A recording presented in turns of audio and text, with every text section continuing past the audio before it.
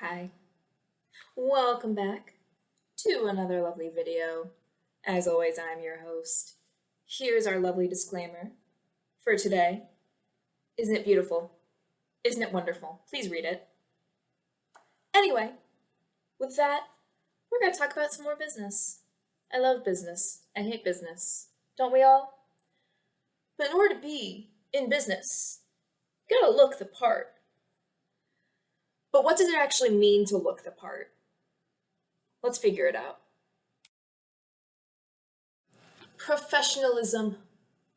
It's beautiful. It's wonderful. We deal with it all the time, every day. Regardless of how old you are, professionalism is a standard we all at least kind of know about. So, what does it mean? Especially in America, what does it mean to be a professional? Well, think about it. Think in your head a professional person who maybe looks like this. Okay, we've got our guy. Look at him, well dressed. Looks like he probably has a college degree. He probably speaks like really good, really clear English with no like weird dialects or anything. He's probably straight. He seems white to me. Yeah. Yeah, that's professionalism right there, baby. Anything other than that? I don't know. Who knows? But yeah, he's just plain, just expensively. It's all neat, it's all organized. Wonderful, right? But like, does that apply to everybody? Does that mean things for everyone? Like when we look at how he's dressed, when we look at everyone dressed that same way and think that they get to work on time, they get things done on time, they respect their bosses, they have high emotional intelligence, good integrity. Or is there something else at play? Or is it a mix of that and how he's dressed? So, in my experience personally, because I am a business student, I go to a lot of business classes, I do interviews, like, come on. I have taken out my nose piercing. It's very small, so you can't really tell I have it, but I do have a little nose piercing. I took that out for my professional photos because I didn't want them to see that I had a facial piercing. Which that's weird, right? Like that's just an accessory. It'd be weird if like I took off a necklace or took out some earrings for a professional photo. But it's not weird for me to try and hide a nose piercing. It's like, something weird to think about. And then when I look in my closet for my interview clothes, a lot of it's really plain, boring. I don't have a lot of them because they're crazy freaking expensive. Like there's nothing beyond black, white. I have one blue shirt that I feel comfortable wearing to interviews. And I've still yet worn it to a first interview. I always wear black and white. Because to me, it looks the most professional. Black, white, limited patterns, all that good stuff. And then when I go into interviews, I put on what I call my straight sona. So that just means pretending I'm straight and cisgendered. I just go in there, I sit up straight, I give them a little smile, I go, yes, I like men. It sounds really funny when I say it, but I am genuinely scared that if I talk to them in any way that may hint that I'm not like the guy we showed earlier, then they're not going to take me as seriously. That I'm no longer a good candidate. That I'm not professional enough. But this goes deeper than just a queer identity. Nah. We are getting into America's favorite topic with this. Race. Okay, please hear me out on this one. So, white supremacy, big bad term. We don't like hearing it. It is not a funky, fresh thing to hear. No one wants to be accused of being a white supremacist. That's just a fact. I don't want to be called a white supremacist. I'm sure you don't want to be called a white supremacist. But it has roots in this. So I read a lot of articles. I love my research. It is so much fun, so lovely. It is delicious, even. But it brought up some really good points. I've already thought about this. I thought about the way we dress professionally, the way we act professionally, and I was like, this kind of seems like it's made for one demographic in particular. Straight, cis, upper middle class white man. Like the classic archetype, that picture we showed earlier, that guy. That's who we think of when we think of a professional candidate. So I looked into it more. So a lot of professionalism sticks with perfectionism, traditional values, that's an important term there, and binary thinking. So when we think traditional values, we think wife, 2.5 kids, white picket fence, lovely little house in the suburbs, right? You got a man that might go to church on Sundays, might not, but he's definitely got a wife. He's definitely focused on work, and he's white. Because when we think of the traditional American family, when we think of traditional American values, not a lot of that was built for people of color and people who were not the cis, straight, white man with a good income. It's really only built for him, no one else. And it's weird. It's very weird when you think of that, because there are more than just cishet white men who need to get jobs and who are good at said jobs. But the articles I read also pointed out, by the way, the articles are below, they're amazing reads. Being professional is how people who aren't that man, especially people who are Black, prove that they are worthy of getting those positions and being taken seriously by employers. Let that sink in. A standard that people who are not that guy can meet. Like, no one who is not the cishet white upper middle class man can truly meet those standards ever, because of biases and all sorts of crazy things that we'll kind of get into later. No one can meet those standards except for him. But if you don't meet those standards, you're not proving that you're worthy to get those jobs. Which is messed up. Isn't that messed up? Do we really want that? But like, we also need to be held to a standard of professionalism, right? Like, you can't just go to work and not do anything. Like, there has to be something there. So like, what's the good parts of professionalism? Let's like try and separate it from this intense white supremacist background, like that whole nasty thing. And let's try and just peel it apart. What is at the core of professionalism? What would we want to keep? Okay, so I looked into it more, and there's not a lot we can really keep, but I tried to look for some common themes in professional dress and activity that like seemed to fit well, that I thought people of all backgrounds could really reach, like a more accessible form of professionalism. So we've got, for your dressing, like what you wear, all that good stuff. You've got to be modest. A pattern I noticed I'm not a huge fan of, but I threw it on here anyway, was often like limited patterns, a solid color of the clothes that are clean and fit pretty well. And the problem with that last thing about being clean and fitting well is that we hit some classism there, because some people can't afford to have clothes that are clean and fit them well, but nothing can be perfect. And this is just a common thread of things that I noticed. But we got some examples. I did some Googling, because as we all know, I love Googling. So the lovely pictures I have. First, we have this lovely woman. Boom. Look at that outfit. It's got that solid color, not a lot of patterns. She's confident. She's got that smile. Good. We can all kind of agree. This woman looks pretty professional. And I know what some of y'all are thinking, natural hair? Being professional? I'm going to talk about that in the future. Not this video, but like another one, because that's a whole nother topic. But for now, yes. Professional. Good. Amazing. Our next example. Boom. This woman. Look at her. She's got that modest clothing, plain color, fits her well, it's clean. It hits all of our standards. The only thing that makes her different than what our current view of professionalism is, she's Muslim. She's got a hijab. And a lot of us look at that and think, wow, that's different. Yeah, it is. And that's okay. It's still professional. Next. Boom. Wow. White man. But he's wearing a suit, pretty plain colors. He is clean, fits him well, it's modest, fits all the criteria. It works out. And then moving on, we've got, boom. Okay. Some of us may look at this and think, what do you mean professional dress? This is cultural clothing. What's wrong with cultural clothing being professional? What makes it unprofessional? because she's got a pretty solid color scheme going on, pretty limited patterns, it's modest, it fits her well, and it's clean. I don't think that's unprofessional. It's just different. And that's what deconstructing the white supremacy part of this is. She's literally just there.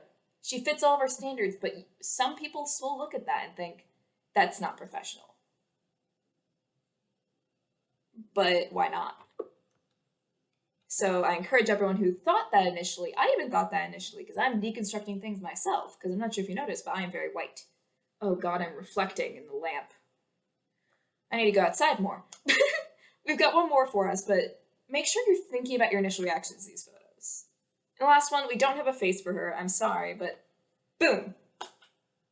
Now what makes this outfit unprofessional is how I'm gonna start this. I mean, you may think, well, it's not expensive. But what's the problem with an outfit not being expensive? Some people, like we covered earlier, can't afford super expensive clothing. It fits her pretty well. It's maybe a little loose, but like a lot of things you get hand-me-down at the thrift store can be kind of loose. It's a plain color. It's pretty clean. I mean, I see nothing wrong with her outfit if she were to go into an interview. So like, why don't a lot of us look at that and immediately think, oh, that's professional appropriate attire? Everyone here has fit our standards. But some people we look at and think that does not fit. And it's that white supremacy understanding, because that's so ingrained in us and our society that it has even gone into professional dress. And that's why I wanted to break it down to that list. It helps deconstruct it, to think of it in a different way. Okay, we're good. Had a weird lighting issue. I think we're fine now. Anyway, let's move into another part of this, shall we? Bias, our favorite thing. How do we fix this? That is so important. Whenever having any conversation, you gotta think of ways to fix it.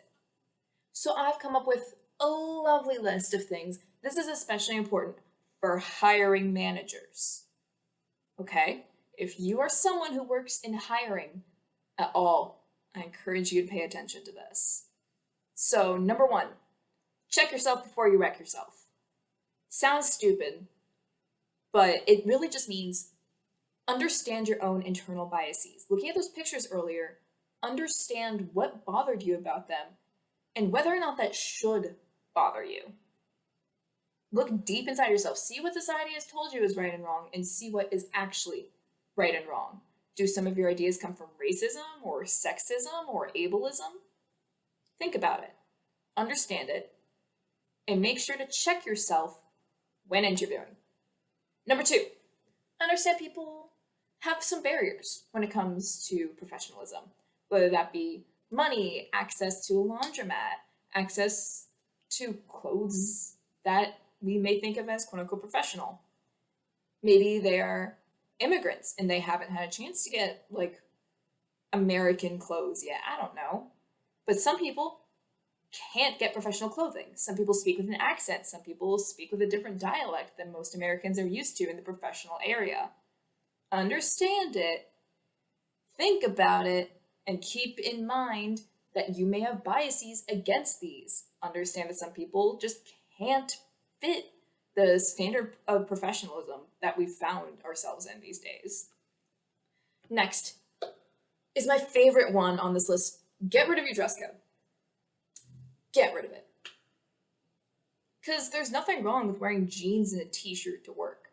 Like, why can't I show up in this sweatshirt? What makes this sweatshirt a barrier to me doing my job right?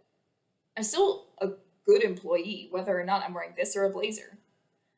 So maybe think about getting rid of that dress code so people don't have to drop hundreds or thousands of dollars on nice clothes. Or if you feel like you can't drop that dress code for some reason, then make it easier for people to access those items. Maybe do a clothing drive or something. Just make it easier for people to hit the standards that you're requiring of them. Next, boom. Judge by people's character, not by their appearance. This is really hard. This is really, really, really hard. Because as soon as you see someone, you immediately make a judgment on them. It is human nature. Regardless of where that judgment comes from, we judge people the moment we see them. So, what I've seen some companies do that I really like is doing interviews without having it be face to face. So, for example, I did an interview last year where I answered 2 questions in a voice memo format. So, I would get asked the question by the website they sent me to. Then I would record my answer. I could record my answer multiple times. There was no video. It was just me and my voice. And that was fantastic. So if I had a stutter or something, I could re-record as many times as necessary. Or if I maybe forgot my answer halfway through or got too anxious or maybe was having a moment of chronic illness or something that day, I was like supposed to have a scheduled interview, this would be amazing for that. This is great for barriers of ability. But if you're also worried about people's accents coming through, or maybe some people who are mute trying to interview, you can also do an essay style, so where they're given the questions and they just answer in text. That's also totally fine, and you still get the exact same like answers that you would have gotten in person. Just people have more time to think about them and answer them more fully. I know I get really anxious during in-person interviews, and sometimes I mess up what I want to say, and I'm pretty sure it's cost me some opportunities in the past. So this would be a great thing to try and implement. Also, something people look for in interviews that I want to bring up real quick is a workplace culture fit. So that's just trying to find someone who's going to fit well into your workplace culture. But that is also kind of a bias. So think about what culture your business has. Like, is it like just a bunch of white guys hanging out and watching football? Is that how people bond with each other in your workplace? Do you have to have someone work there that likes football? Does everyone at your workplace like burgers? Maybe bring in someone who doesn't like burgers. These are very basic level, basic things. But you can grow on that. If you're only hiring people who were born and raised in the United States, maybe try hiring someone who was raised in a different country. If all of your employees are men, try hiring more women. Stuff like that, just very basic surface level, do your best with it. Which brings us into our next thing. Try and include more diverse people in your hiring practices. So when people are interviewing, you have an interviewer. That's just how it goes. Are all of your interviewers the same demographic? Is anyone checking the interviewer's biases? Is there one person in charge of all the hiring decisions? Those are the things you have to ask about your company. You got to hire diverse people so that people in hiring, like the hiring department, HR and all of that, are diverse so that they can find more people who are actually super qualified for the jobs that may have gotten skirted over because they were just different than what some people were expecting. People can do an amazing job if you just give them the chance. And this idea of professionalism has been a huge barrier to that for a lot of people in a lot of places. So I will always encourage people, check those biases, surround yourself with people who will check them for you if you fail. Follow all that advice. Maybe get more advice. Ask people in your area. Ask people who have been hired at your company who are different than, the straight cis het white man that we showed earlier. Ask them how you can be better at hiring. Ask your company what they want to see.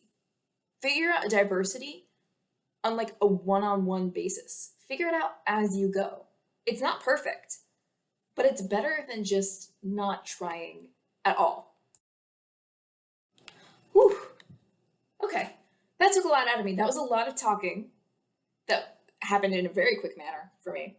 So thank you so much for watching. If you have any questions, comments, or concerns, please leave them in the comments. I am more than happy to engage in discussion or to hear some points I may have not thought about because, I'm just one person. There's no one else checking these before I post them. There's no one helping me with the script or anything. I love to get feedback. So please feel free to do that below. I put all my sources in the description if you're interested in seeing where I got a lot of my information. I know it's not necessary, but I like to be thorough with all of that. and hopefully I will get some more videos out soon. I appreciate y'all for watching. I think that's about it. All right, bye!